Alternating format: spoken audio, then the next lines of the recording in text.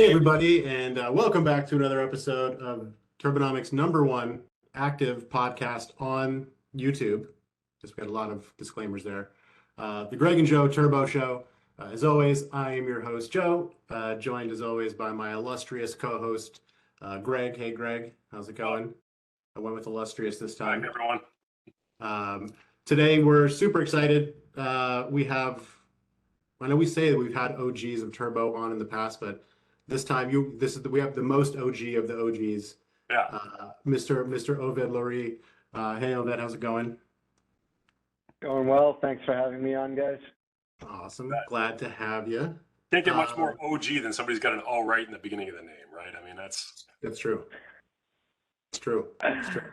But yeah, we're super excited to have you. You know, again, like you've been with Turbo since the very early days. You've seen a lot of things. You've seen a lot of change. You've been through the whole acquisition process and been a part of the team that's sort of been steering the ship through that. So it's awesome to get the opportunity to sit down and chat with you. So maybe we could start. Just give us a little background on who you are. Who is Oved? How did you get here? All right. How did I get here? Who am I? So I always like to go back to the early 2000s, right around the time the Red Sox went to the first World Series in 86 years, and we were going to go, reverse the curse. It was 2004, and I remember my boss at the time. I used to work in a very large law firm. It was called Hale & Dorr. It then became Wilmer, Cutler, Pickering, Hale & Dorr. Long story there, but I was tasked with disaster recovery after September 11th, and it might have been the most painful, awful job in the world because back then, in order to do DR, I had to have a DR site that had the same hardware that I had to replicate everything to, and it was really, really hard, and I'm incredibly lazy, and I'm always trying to find the easiest way to do things. And yeah. My boss had told me about this incredible product that he read about in a magazine called VMware, and how it was interesting and I should go take a look. And I started looking at the thing. I'm like, oh my God, this solves my problem. You can just take a file and play it on any hardware at the destination site and DR is done. And so I really started working on VMware back then, and I actually made VMware's largest purchase a couple times, not that big because nobody was really buying it at the time, but I think these were the ESX 2.5 days. And I referenced the World Series because I was trying to figure out how to do things, and nothing had been done yet, but VMworld came up, and it coincided in San Diego the exact same week as the World Series. And as a season ticket Red Sox holder who had been there the year before when we lost to the Yankees in like 17 innings, I know I feel so terrible, Tim Wakefield just passed away, but I skipped the World Series. I gave my Red Sox tickets to my brother. I gave them to a friend. I didn't even sell them. I gave the World Series tickets away. And I went to the first VMworld instead because I felt like that was going to change everything. And it did. And that's, I would say, really one of the things that set me down this path around virtualization management. I went from there, Citrix, but then I came to VM Turbo, which the VM actually stands for Virtualization Management. I know many people don't know that, but that's what it was. And I came here because the founders had this insane idea that you could solve a very, very big, important problem. And 13 years later, I'm still here, actually 12 years later. I started in 2011. And so about 12 years later, I've gone through the acquisition. Obviously, IBM bought Turbonomic in 2021. But just been an incredible ride, and all started back because of really that virtualization. And today, I have the great fortune of not just, I would say, looking after Turbo from the tech sales perspective, worldwide tech sales, but IBM has put enough trust in me to look after the AI ops portfolio. So Turbonomic, Instana, Cloud Pak for AI ops, and now we're looking at working with Aptio. So lots of really cool stuff, but that's who I am, and that's where I am. So you're saying you're busy, basically. You've got the whole portfolio. Yeah. It's a lot. You know, I'd much rather it be that way than the opposite. Yes. So it's a lot of fun, and I would say I've got great people that I can trust and rely on, and that is the thing that I am most proud of throughout all of this. That my team, the people that have trusted me, they're all still here and still, you know, believing in that idea that our founders had and making it a reality. And did you start off in the tech sales sort of space with Turbo when you came in? I mean, what did you like when you started here? What did you Yeah, I do? mean that's another one. I mean, I started my tech career started. I was an intern at the law firm, and then somebody asked me to do something in operations that was taking them months, and all I did was figure out you could just find and replace to do it, and some reason that blew that person away. I mean, but hey, I'll take the credit for it. Again, I said I was lazy earlier, and went into IT and architect, went to Citrix, went into sales engineering there. That was my first sales engineering job because I love talking to customers. It's my favorite thing in the world. And when I joined Turbonomic, I just recently joined the product management team for Zen Server, and I joined Turbonomic at VM Turbo as I led the product management and sales engineering team when I came over here, and then gravitated out of product management into sales engineering. I've run sales. I've done a whole bunch of different things, but that's, I think, the customer and selling is my favorite part. Yeah, and again, I mean, and we chatted about this before we started recording, but you know, one of the reasons I was really excited to chat with you is because, you know, since I started at Turbo, you know, everyone starts with hearing an Oved demo, right? That's day one. That's day one of Turbo. Go watch an Oved I'm demo. sorry. And, no, but it's great, and you know, you said that, you know, you really enjoyed talking with customers, and I think, you know, clearly that comes across. And what I was always struck by was the fact that, you know, Turbo can be a complicated product, right? I mean, not complicated, but just in the sense that we touch so many things. It's hard to stay, you know, to keep it simple, I guess, when talking to customers. It's very easy to go down rabbit holes and just be completely buried. And you do an expert job, I think, of sort of keeping it very simple, right? Really, really speaking to the problems that we're solving and the ways that we can go about doing that and sort of what that nirvana end state can look like. So I don't know if maybe you can kind of talk about, like, is that something you've developed over time? Is that like, how did you kind of develop your overall message? And I guess maybe for the folks who haven't heard it, what is that message?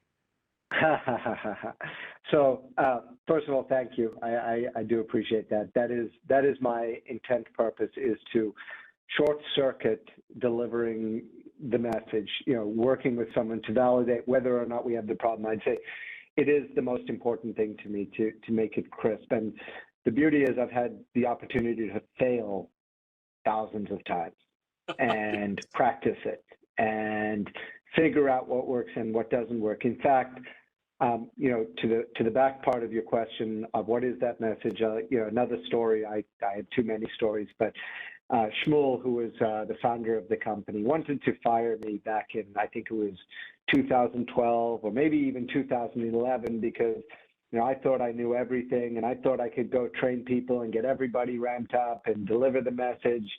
And he said to me one day, because he was getting frustrated with my behavior, and he was right, but he said to me, what problem do we solve? And I said, we solve a lot of problems. We do that. And he goes, wrong. We solve one problem and one problem only. And like, it struck me. And he said, we solve the problem of how to assure performance.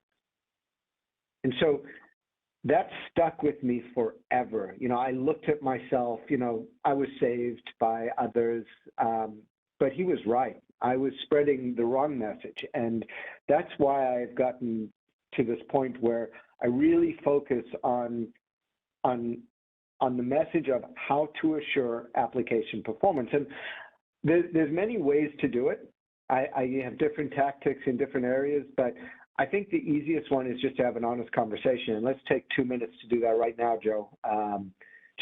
You're the customer, and I'm going to prove to you that this is actually an unidentified need. And that's what makes selling Turbonomic so hard, because everybody thinks they're already doing it. So let's try this out. Joe, pick any customer. How many customers you've talked to? Probably a lot.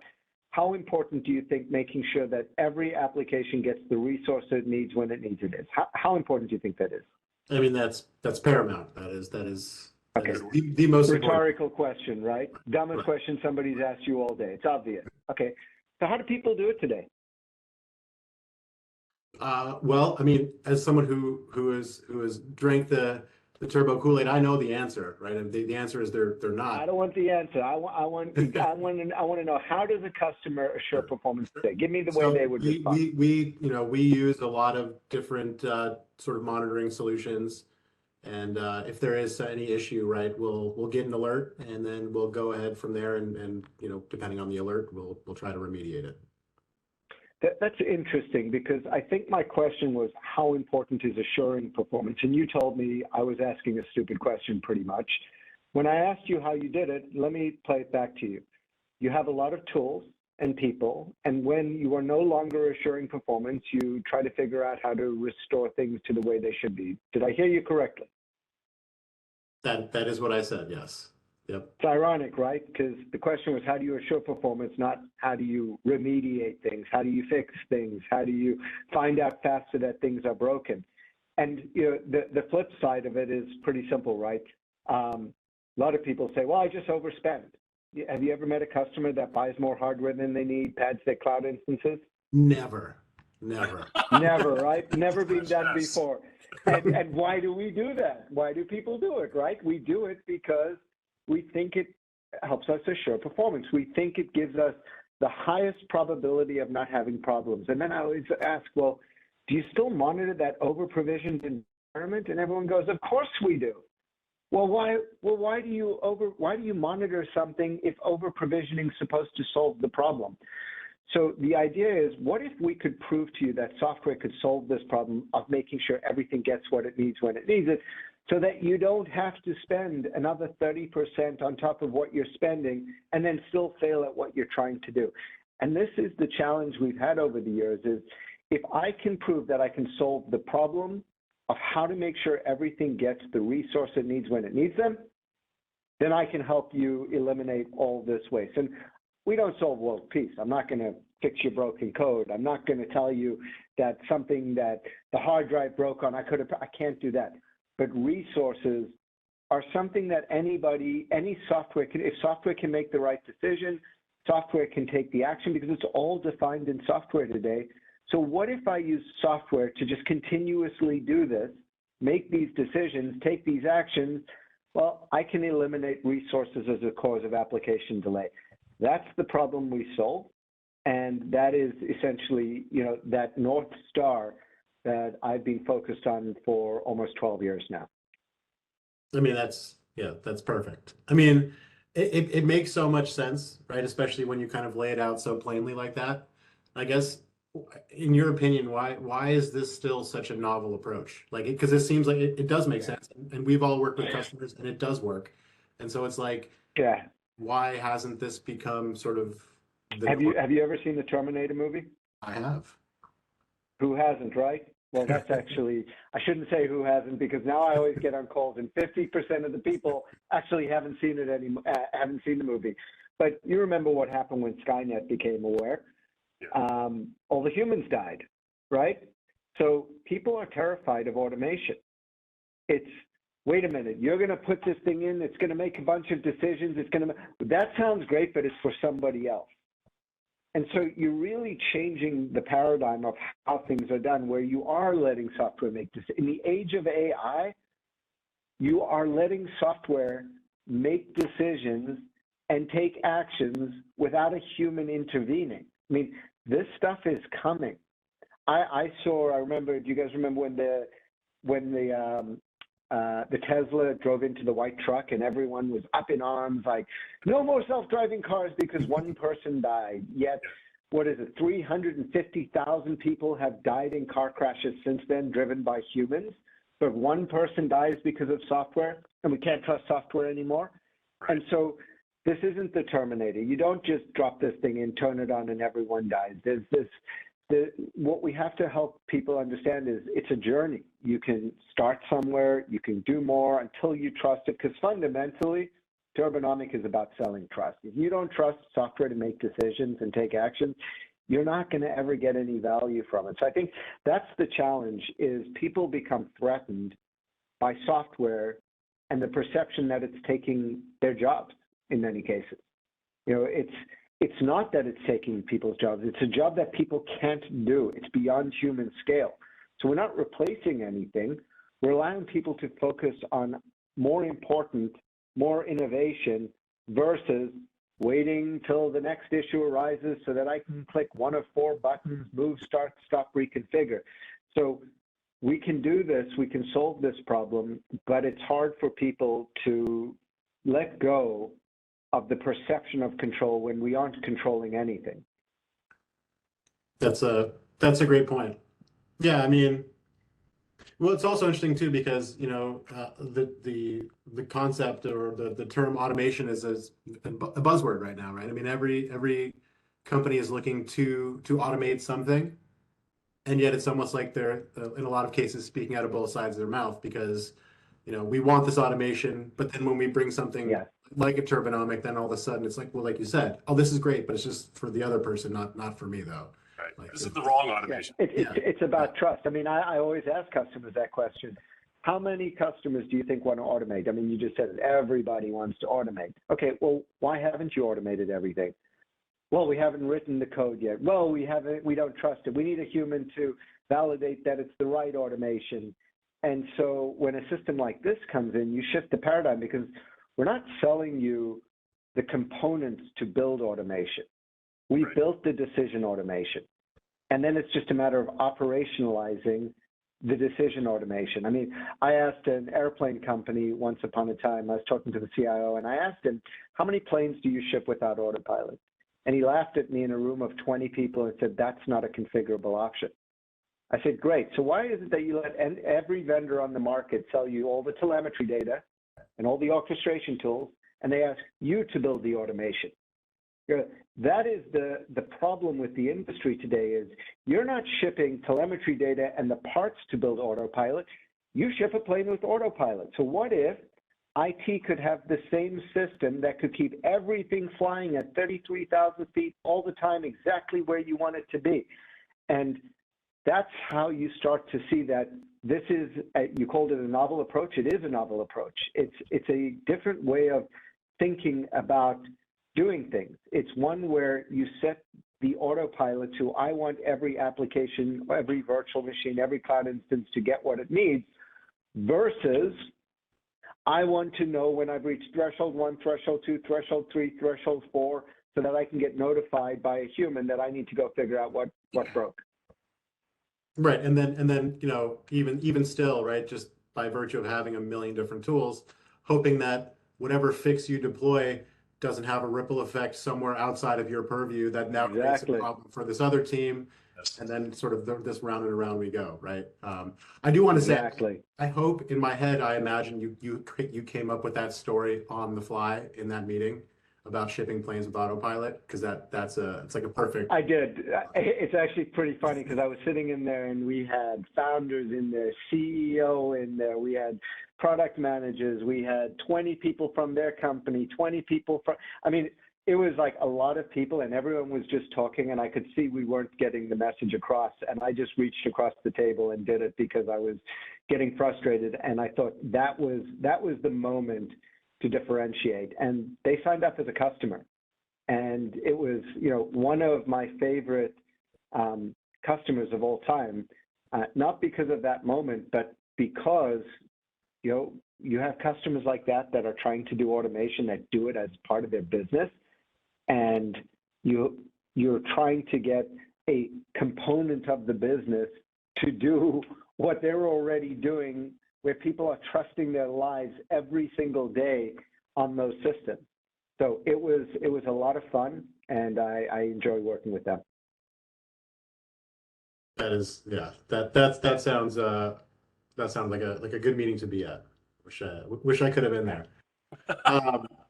When you so I mean, it sounds like, you know, in your opinion, right? I mean, being a good salesperson in general, especially with like a product like Turbo, it sounds like it's a real healthy mix of both, like product knowledge, obviously you need to have that, but it sounds like too you lean heavy on sort of the personal, like the interpersonal relationship stuff.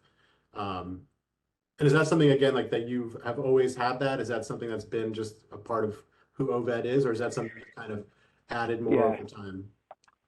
When I joined Citrix in 2000, and I think it was 8 or 9 or something, I remember my boss said to me, he's like, you're going to have an advantage over everyone else for 3 to 5 years because of the fact that you were a customer.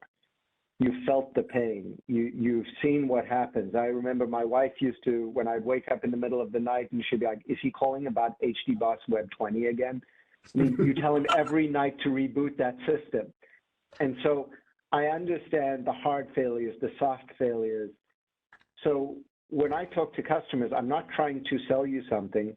What I'm trying to do is understand if the problem you have is the problem I solve, and if it is, then we have something interesting to talk about. The problem with Turbonomic is it's an unidentified need. I asked you how you assure performance. You told me how you fix things when they break. And so there's a little bit of helping people understand that there is a better way to do things, and then validating that I can help you solve that problem and you're willing to solve it. Because if you're not, and just want to keep doing things the way they are, that's okay. But it does require, it is disruptive software. It is going to change the way you do things. So that's really the way I look at sales, is understanding and listening, but also making sure that you are very clear and differentiating and articulating what is required to bridge yourself to what we're talking about. Yeah, I think that's an important point. Is you've got to be able to support the cultural changes that are necessary to shift from reactive to proactive, and it really can be used as like a springboard for pretty much any other transformation. But just finding the right people that have that mindset to say, yeah, I would like to try something to make my life easier, to make my organization better, and not getting stuck in that, well, we can't use this because this is the way we've always done things, and we're going to continue to do them this way because, you know what, this kind of works. Yeah, no, and it does. What's the cost of not doing anything? Right. I mean, you're paying 30% extra on your hardware. Your people are essentially having to fight fires that they shouldn't have to fight. So we're taking it even a step further, and we're going to preventative, because if software can do this at scale, then I don't have to react. I don't have to be proactive. I am simply letting software prevent me from reaching those bad states. And it is a complete shift in how things are done today. And it can't be done everywhere. In fact, Turbonomic, VM Turbo, the idea was born in 1974. 7 words to found the company: applying economic principles to manage IT resources. And it's really only possible because VMware and the cloud and containers expose everything in software. So I don't need to send a human to click a button. I don't need to send a person to change a hard drive. I simply do it in code. So what was possible before can be done today, but I can't solve the code problem. Somebody still has to fix their own code, although those times are changing. Look at what we're doing with Watson-X Code Assistant, using natural language to generate code, having software write code. Eventually software will fix code, but I can't do that today. So I must send a person to figure out when the code is bad and the architecture is bad. I must send a person to go figure out where the blast happened and what piece of hardware was knocked out, because I can't prevent that. But what we can prevent is something from running out of resources, especially when you think about public cloud. You have infinite capacity. Why should I ever run out of resources? Shouldn't. You got to run out of money before that happens. Right. Good Well, point, Joe. that's the problem. So you're talking this balance of cost and performance. You want to be efficient in the cloud. Make everything small. Your apps will break. I tell you wanna, I want to do a number of I use times of that line with every prospect when I talk to that's in the public cloud. Is I hit him with the Oved 1-2. You want to save, you want to win the game of saving every dollar in the cloud? It's very simple, right? Scale everything to a T2 micro and then buy an RI to cover all of that. And congratulations, you know, the change check is in the mail. You've won the game. But you know, we can't do that. And that's exactly it, because when you really think about it, public cloud is pretty simple. Make things bigger, make things smaller. That's what drives your cost. And the fundamental premise goes back to the beginning. What problem do we solve? If you don't believe that you have to assure performance, as you just said, then you can save money easily. And that's why we come at this from, I need to prove I can do that, and then you can get the benefits of the money. Yeah. But I guess my question with that is like specific to the public cloud, and I'm just curious to get your thoughts on this. Obviously, on-prem, it's a sort of a natural thing to lead with performance, right? They've already invested, they already own the hardware, so performance is the most important thing. And I agree, it's still the most important thing in the cloud too. But in people's minds, right, the fact that there is this meter that's running while they're leveraging these resources. You know, every customer that we talk to about the public cloud is, you know, my focus is cost. Yep. And so, you know, I guess, you know, how do you kind of reposition that mindset of it has to be performance first? Yes, there is cost associated, but you know, we can't really sacrifice cost if, you know, or fix cost if it sacrifices performance, or vice versa, right? Like it's really. You know, I think it's less of a reposition, but more of an understanding. I mean, what is the outcome we want to drive when we work with customers on Turbonomic? What are we trying to drive? We're trying to drive waste elimination, not cost reduction, because the reality is most people don't reduce their cloud spend. Cloud spend is healthy as long as you're spending it on the right things, as long as you're getting value out of it. You know, DevOps gave people the ability to move to the cloud and provision their own systems without talking to IT. And you're in this world. Actually, before I give that up, what do you think the number one reason why people move to the cloud? What do you think the number one reason to move to the cloud is? They thought it would be cheaper, potentially. That's absolutely right. But why would it be cheaper? Pay on demand. You don't pay for capital expenses. It's on demand. It's a utility model. Yeah. I can use what I need when I need it, and I can give it back when I don't. That is what makes the cloud what you expected it to be. Cheaper, more agile. There's so many benefits to it, but it's because it's a utility model. Take what you want when you want it, give it back when you don't. In fact, the cloud providers tell customers the best way to utilize cloud is to only use what you need. It's so simple, right?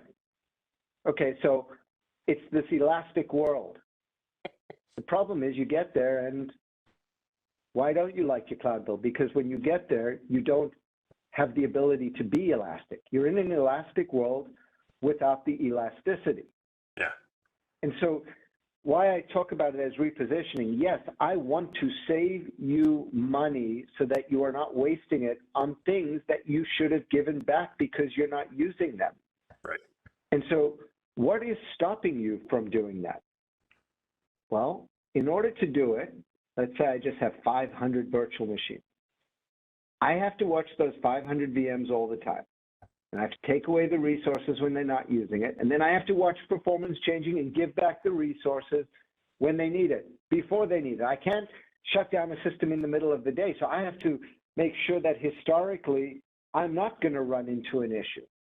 So we're not talking about cost problem. We're talking about performance. What are the performance characteristics of the system so that it has what it needs when it needs them, and it doesn't have it when it doesn't need them?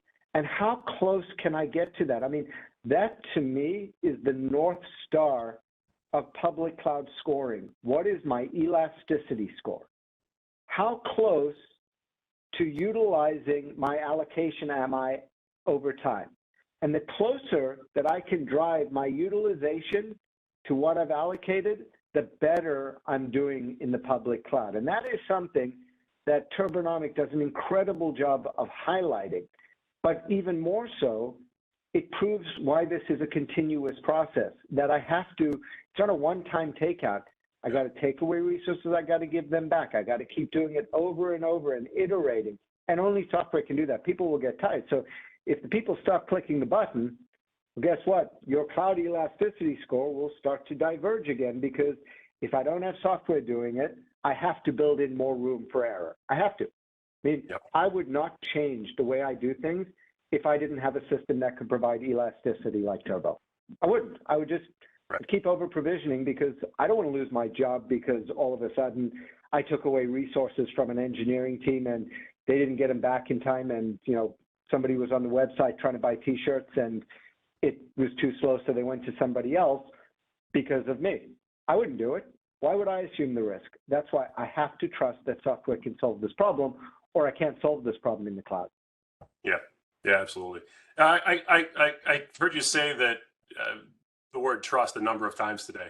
And I wonder, have you ever been in a situation where you haven't been able to get somebody over that hump of the old, Mark I human eyeball is the only thing that can solve this problem? And I don't care what software you're pushing at me over there.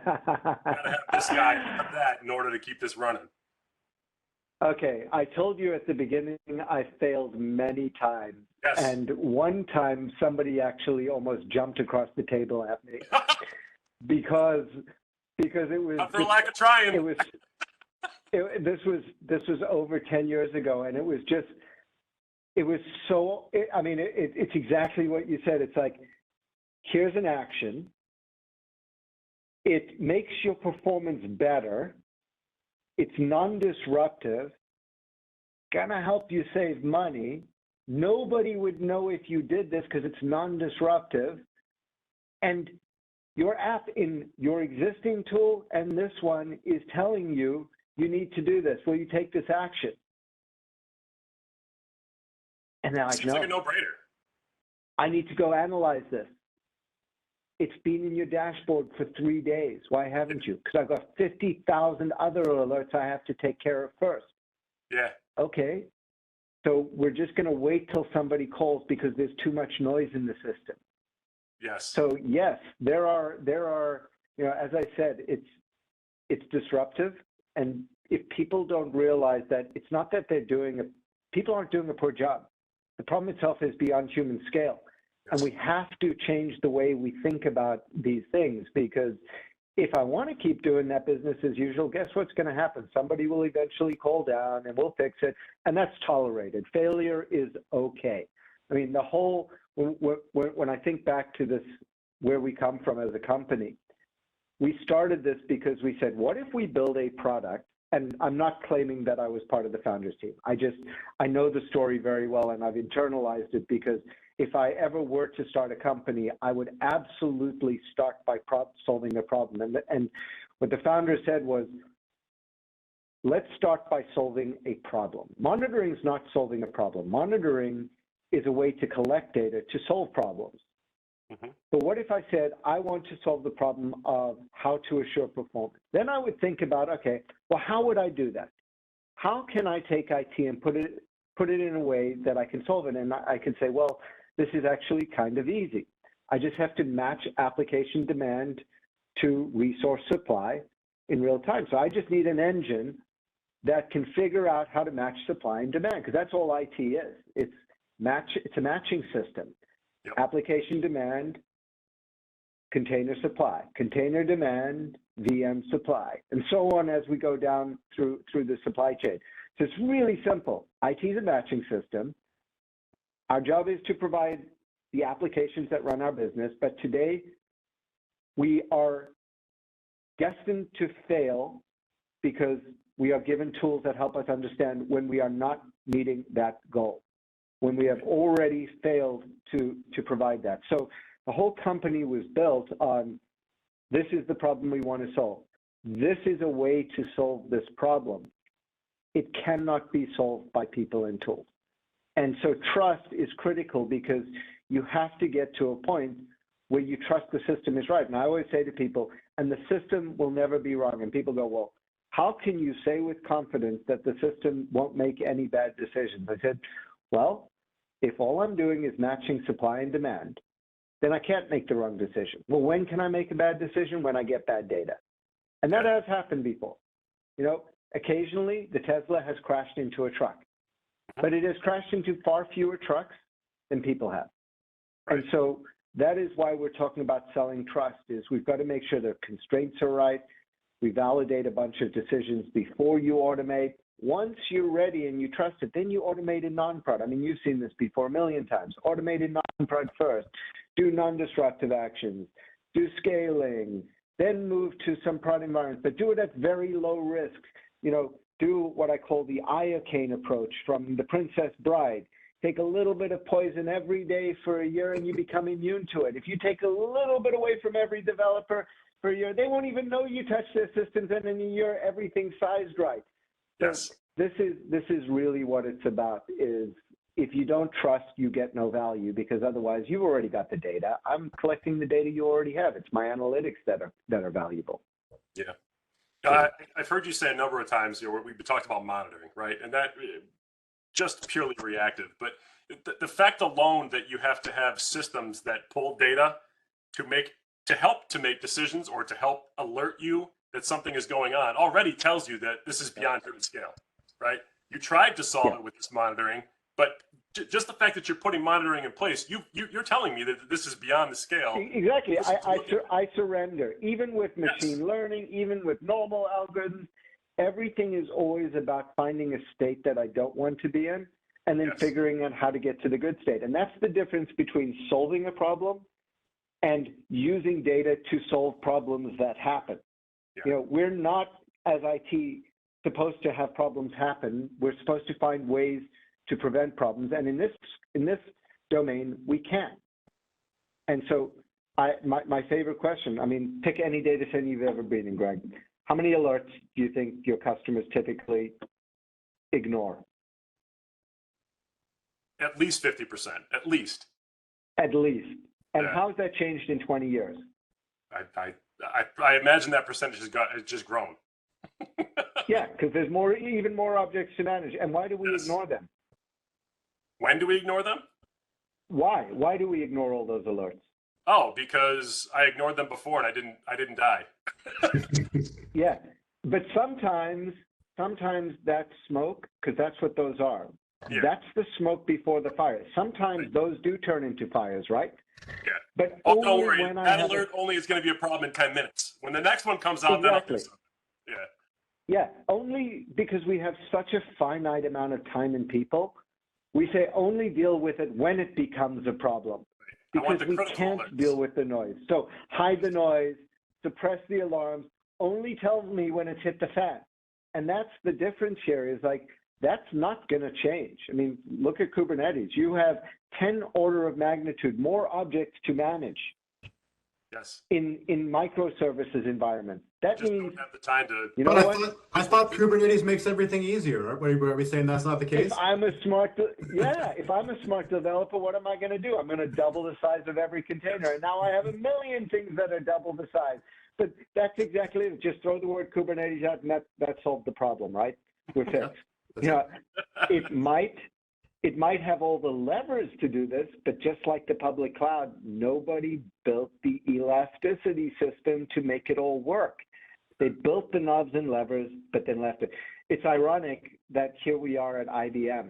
I mean, IBM was the only company to do virtualization right. I mean, look at mainframe. We built performance management into the very first virtualization. Turbonomic cannot add that same value that we do on cloud, on containers, on VMware, because IBM built that into the system. They thought about making a system like that have elasticity built in.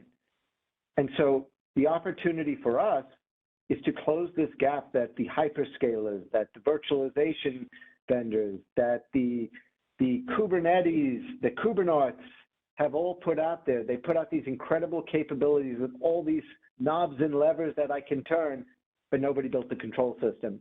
And that is what Turbonomic is able to do. And that is how we can claim we can solve the problem of resource management.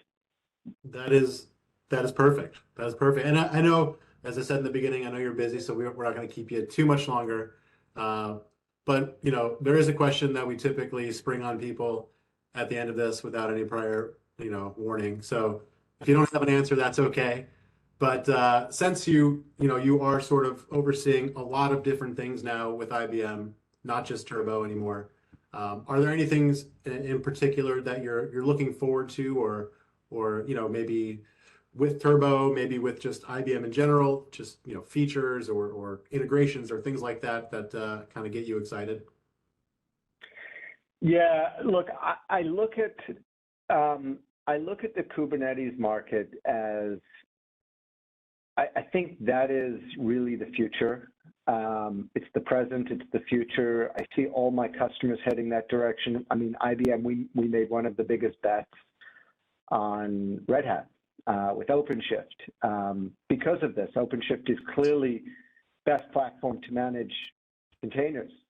And I see this problem as incredibly complex. And I look at the opportunity to work closer with the Red Hat teams on OpenShift, but even still with all the vendors around managing Kubernetes resources, because that is such an incredible, it's incredibly interesting, because you're almost going, you know, cloud is a stopping point on the way to containers. It's, you know, I went from my on-premise data centers into virtual machines in the cloud, and then I'm going to go into, you know, completely re-architected applications.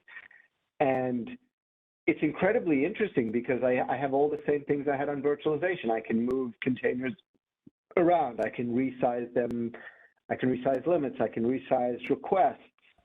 I can do this with an understanding of capacity. I think the industry's taken the exact wrong approach on this again. I mean, we are repeating the same mistake. Well, we're not, but the industry is repeating the same mistakes. I mean, look at the last 30 years.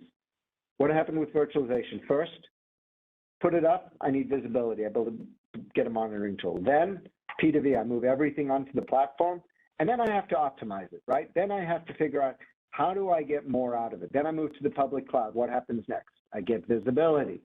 How much am I spending? What is my utilization? So a bunch of monitoring tools come up. Then it's P2V, cloud migration. I got to get everything up there. And those two areas die down, and then I get to optimization. How do I get the value that I expected to extract when I get up here? Now comes Kubernetes, microservices. First thing I do, visibility, you know, million tools out there to collect the data and let people analyze and make decisions. Then comes refactoring applications, moving them into this, making them properly cloud-native applications. Guess what comes next? How do I get the value out of this? How do I optimize both for performance and for efficiency? So to me, that is the most exciting thing out there, because I think that's a huge opportunity. And, you know, couple that with Instana. I mean, it's an incredible combination, because Instana was built for cloud native auto discovery in this world that is so dynamic, where the apps are changing, the containers are changing, where I can't have people keep re-instrumenting stuff. So we have a really unique opportunity, if we do it well, to take the application context, feed it into the resource management system, tie that back into, for instance, the Apptio acquisition, where you have this incredible view of my entire cloud and my entire cost across my data center and the cloud, and now understand the impact of what elasticity does for that. I couldn't be more excited with the opportunity that's ahead of us. And, you know, clearly you can tell that after all these years, I still love what I'm doing. And I think it's just getting more and more interesting as we become the only player to solve the fin, you know, and the ops. And with the application context and everything else that goes around it. Plus, we have OpenShift and what's in code, what's in Xcode. Like, there's so many cool things that we are doing that give us this unique capability. It's a very exciting time to be in IT. I believe it. Yeah. It is. Well, hey, Oved, again, thank you for taking the time to chat with us. You're always welcome back, by the way. Come back, chat with us again. I know we could probably sit here and chat for another hour. But we won't Invite me push you back through and I'll be back. Yeah, for all those folks watching, thanks again for taking the time to hang out with us. And we look forward to the next one. As always, if you're looking for more great information on all things Turbo or AI Ops in general, check out the community page. And with that, we'll see everyone on the next one. Bye, guys. Later. Thank you for having me.